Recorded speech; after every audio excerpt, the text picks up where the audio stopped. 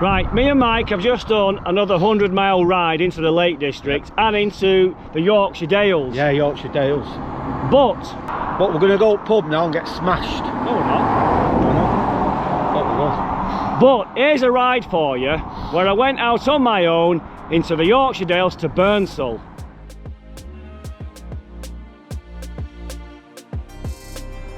And that's always a great sign to see, the Yorkshire Dales National Park. I can't stop coming back. So this is the Yorkshire Dales. Look at it. Let's go for a ride. Hello and welcome back to another cycling video, people. And this one was filmed way back in April. So let's jump straight into this one. And looking at the map, that's where we're based, in the northwest of England. And looking at the map in more detail, you can see where I set off today from Hollingworth Lake Country Park and headed over the border from Lancashire into West Yorkshire as I made my way towards Todmorden and then to Hebden Bridge, which is where I am right now, where I'm just about to take on the fantastic climb of Cockhill, which is a high level route in the Pennines between Hebden Bridge and Haworth in the Bronte country, as I made my way towards Keighley and eventually Cockhill Lane. And at this point the Yorkshire Dales were coming into view, with Bolton Abbey next as I cycled down the B6160, where today's destination was the Riverbank Cafe at Burnsall, and I'd cycled 40 miles at this stage. But let's get back to the ride. We're about to take on the climb of the day. Hello and welcome back to another ride. And if I sound out of breath right now, that's because I'm cycling up a big hill in the Pennines. So where am I? Well, I've just cycled from Hollingworth Lake down the valley all the way to Hebden Bridge, and I've kept a nice average pace of 18 miles an hour. I'm currently climbing Cockhill on the A6003, which takes me from Hebden Bridge over the top towards Oxenhope and Haworth. It's a really good long climb, and call it one of the gateways to the Dales. It's all about a good descent and some classic country lanes. So this is the summit of Cockhill. We're at over 1400 feet above sea level, and that's a good climb. At the moment it's looking pretty cloudy. We've got blue skies and patches of nice weather, and it looks cold over there. It looks like the weather could come in, I'm not sure. So if you just look all around here with me for a minute, all of this here, it's the Pennines, and these are my hills, and they've inspired me to come bike riding since I was a young boy living in Todmorden, and I'm still doing it now. We've got a great descent ahead of us. And here is the descent, and look at the views ahead. It's a shame it was a bit overcast on this day, but what a descent this is. We've got a right-hander approaching, and then we have a nice left-hander ahead, and you can see the chevron markings there. And then it goes back to a right-hander. This is a super fast descent on its day, and the professional riders in the Tour de Yorkshire came down here at nearly 60 miles per hour, which is insane.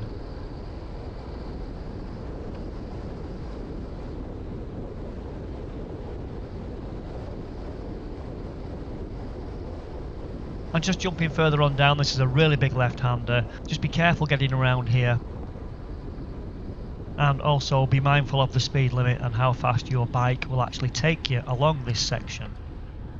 It does get built up just further around this corner with lots of houses and parked cars. And that looks like the B3 bus from Keighley to Hebden Bridge. And now the speed limit is 20 miles per hour as I approach Oxenhope.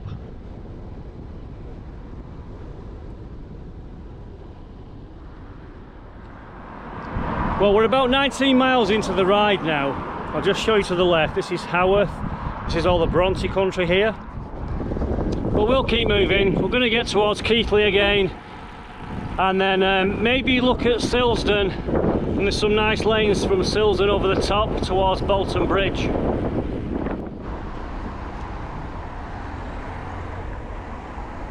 So I've just gone through Keighley there, and that did feature on a recent video. And again, you've got to get to Keighley to get to other places. And I'm currently riding on the B6265, and then all of a sudden we'll leave these kind of busy sort of town areas and we'll end up on the country lanes. It's kind of like a transitional area, this. And then I had a blast down Station Road, crossing the A629, which is Keighley Bypass, as I made my way towards Silsden, Silsden! crossing the River Aire, on the A6034. So yeah, we're in Silsden now, and there is a nice little back lane that takes you sort of away from the little town itself and then meets you onto the roads you want to be on, just to avoid the traffic up here. Then I took a left onto Bell Square, and the Co-op was a good landmark to remember the route. So if you can see the Co-op at Silsden, go up there and it takes you on a little back lane all the way to the main road out of town. So it's like a nice little route that. It takes you away, and it's still steep, I'll tell you that. But we're going to meet the road ahead now. We can go straight across, which keeps us on the country lanes. That's why I like this section. And if you're from round here, you'll know where I mean. So this is, that's Bolton Road. And if you go left here, it'll take you into Addingham, but I went straight across and climbed up Brownbank Lane. It's a bit of a leg burner.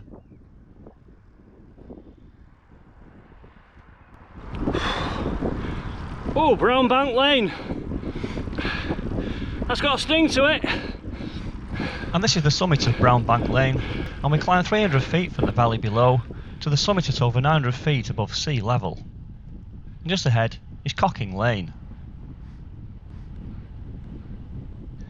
So this is the Cockhill Lane descent, and it's not a bad one actually. You start the descent at 900 feet above sea level, and to begin with it's pretty straight, you've got good visibility, and you can gradually build the speed up on the bike.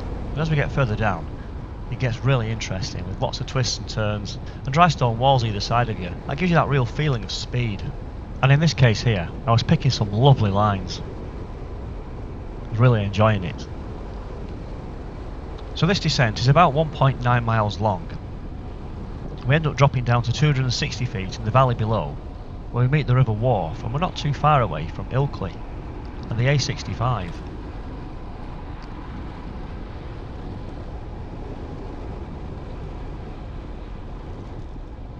So there's your sign, so Bolton Abbey 3 miles. We know where that is, it's near Stradwood as well. Burnsall, that's where I'm going to head towards.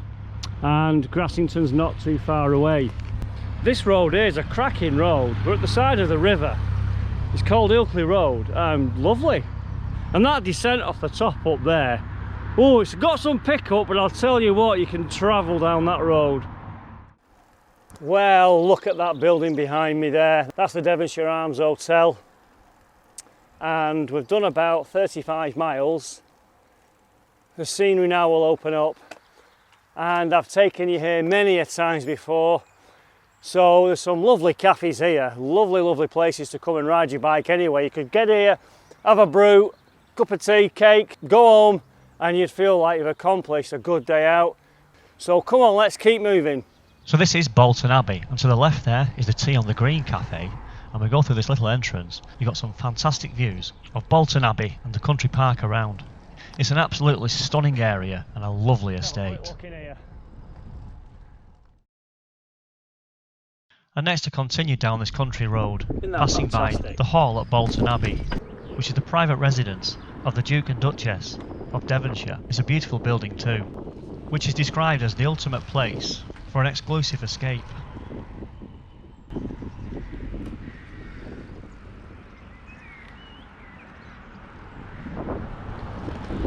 The quality of the cycling's now just got better. The roads, the scenery, the openness and the wildlife, you can hear everything. And the building there on the right is Barden Tower, and I've cycled past it many times, and I've covered 38 miles at this point. For some information, the building is one of 6 hunting lodges in the area on the estate, and it was used mainly in the 15th and 16th centuries before falling into disrepair in the 18th century. Still riding on the B6160, this road will take you for miles.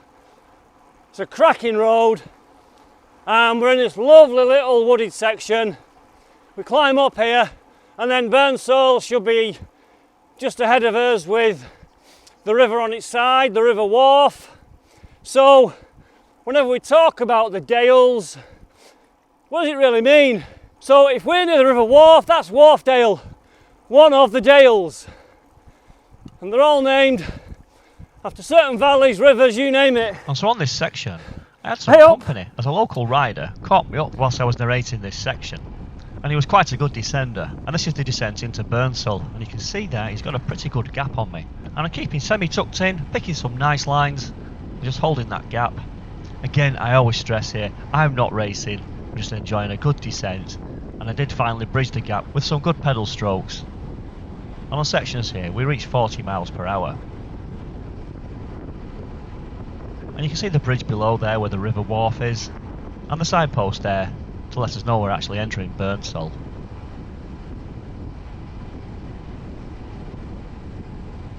And as we reach the lower slopes, there's a few nice corners to take, but I must stress that on the approach to the village, it's worth slowing down at these sections. And so on the left there you've got the Wharfedale Cafe, and on the right you've got the Riverside Cafe.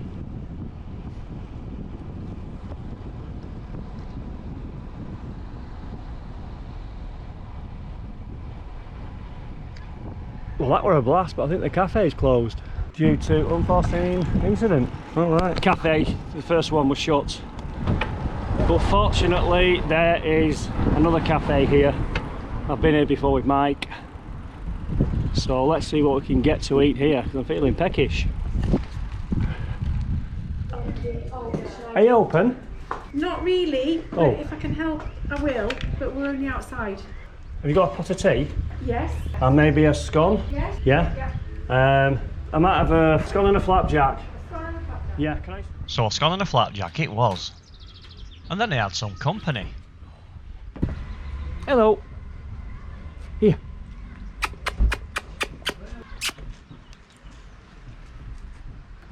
Lunchtime. So we've got some jam, got some butter, we've got a nice slim scone. But which one will I eat first? Lovely, lovely flapjack. Cheers.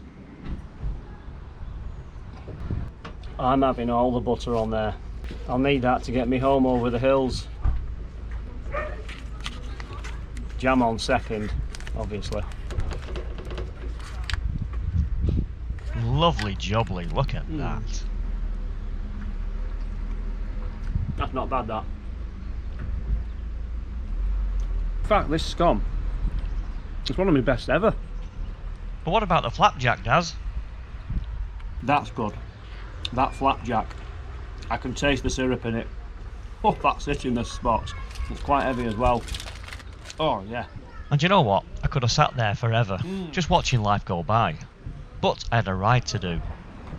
But before we set off, let's have a look at the River Wharf. This is a lovely river, and it's used as a boundary between North Yorkshire and West Yorkshire along its course. It starts at the confluence of Outer Shore Beck and Greenfield Beck, which is in Langstrathdale. And if you're a keen cyclist, this is the area on the descent of Fleet Moss, with Hawes behind you and Kettlewell ahead. Its course is 105 kilometres, or just over 60 miles. And its name is thought to come from Old English or Old Norse. It's also thought that the name of the river came from Saxon times. And in the end, the River Wharf flows into the Ouse before making its way to the North Sea. And as for Burnsall itself, its location means that it's never too far away from some of the Yorkshire Dales, historic towns and villages, which are popular with tourists and those who love the great outdoors. It's also a key point on the fantastic Way of the Roses cycle route, which starts in Morecambe and goes right across the country to Bridlington. What a fantastic place. I'm sure you'll agree. Burnsall, the heart of the Yorkshire Dales. So anyway, I've got to plan a route back. I think I'll go that way. Apple Tree Wick up there's fantastic. We'll do a route back now towards Skipton, I think. You can't go wrong anyway. Keep saying that, don't I?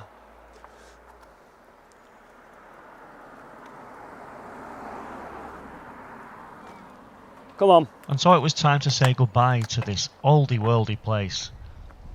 And I'll definitely be coming back here again. and then all of a sudden you're into this beautiful rolling green countryside with dry stone walls all around you. It really is cycling heaven. And then I had to stop because I realised how quiet it was. So this is the B6160. Grassington's over there, and I've pulled in to look at the view and listen to the quietness.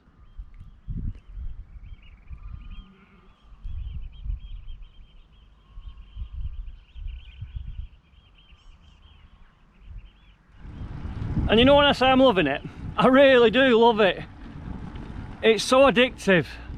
It's a way of life, and when you get your bike cleaned and it's set up right, it changes gear well, doesn't rattle, it makes the whole experience so much more enjoyable.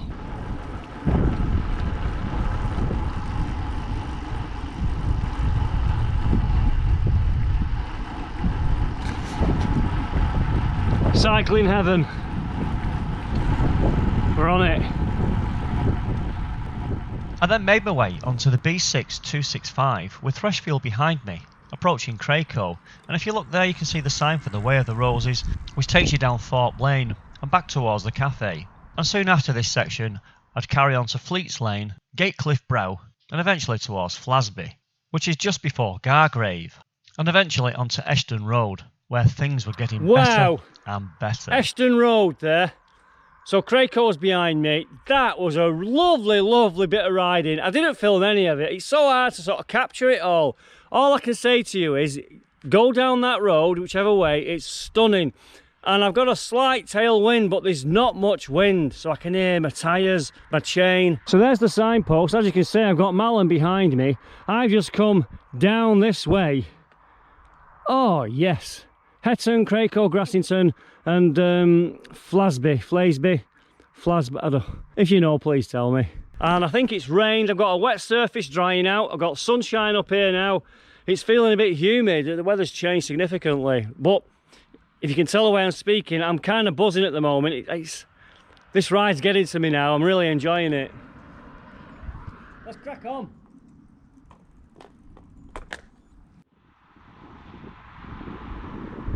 And after a quick blast down this road, I ended up at Gargrave. And this is where I'll actually ride on the Pennine Way for a brief moment, as I cross over the A65 onto Church Street and then take a right onto Marton Road.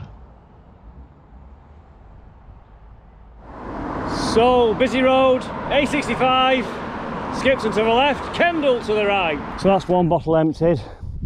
So it's time to swap the bottles over and just keep on going. I can feel that tailwind, it's lovely. The tarmac's pretty good here as well. And I now feel like I'm definitely in Lancashire on this section here. As I make my way somewhere near to Barlick, and I'll probably cross the A59 at some point, near East Marton. So that was Gladstone Road, another lovely, lovely cycling lane. This is the A59. So Clitheroe to the right, Skipton to the left. We're going to go straight on. There's a sign there, Thornton in Craven. Now when you're that area, that can take you on towards Irby, and Barlick will be on your right, and then we'll make our way then towards Fowlridge and typical routes back really to the valley where I live. So we're 62 miles now into the ride. The bike's going really well, but we've got the towns of Colne and Nelson, parts of Burnley now. There's not really much to film, so I'll see you later on down the road. So let's skip 10 miles down the road to Brunshaw Road, near Burnley. I fancy a Lucasade or something. I'm at 72 miles, but I'm out of juice. We've got Burnley just down below. Right, I think I'll finish filming here now. I get this down my neck. I'm feeling alright, just need the fluids. It's been a good ride, that. So, get down the road here, through Clividge Gorge, Todmorden, Walsden, back to Hollymoth Lake, and that will be the ride done.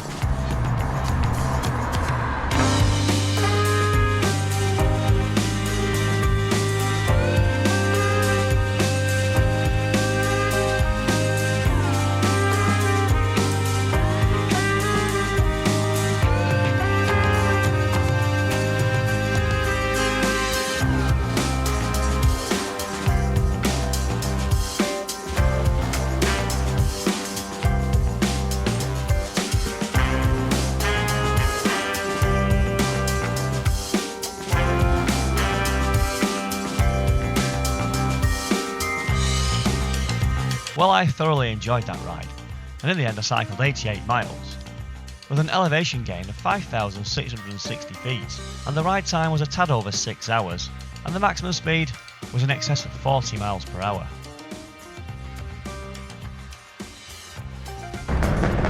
So that was a busy Hebden Bridge.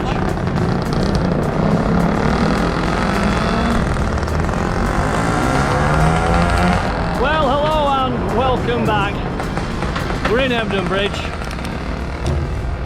Start again. Bloody noisy motorbikes. Come on! Come on! Come on! Ah, makes the whole experience so much more enjoyable. What's that on the road there? Look at that. I think we better pick that up. That's an half ender.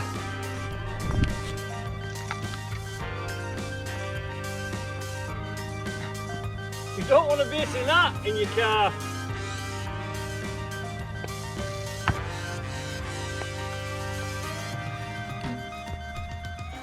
Come on.